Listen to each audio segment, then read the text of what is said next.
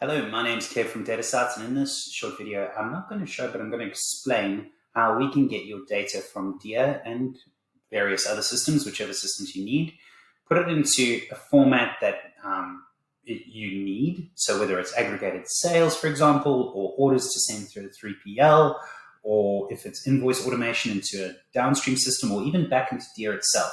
At the end of the day, we have access to all of your data. We put that in a centralized place, and then we can build custom integrations and processes that then either pull and push that data into, say, a 3PL via EDI, or into a holding company system like SAP, or indeed via something like an Excel AddIn, which allows you to download certain data, apply business rules, and then push back into Dia or, in fact, other systems. So less to show, a lot to explain. If you have any questions, if it sounds of interest, just hit us up in the chat or book a demo, and we'll do our utmost to make sure that we automate your data and save you tons of time. Okay, thanks very much. Cheers. Bye.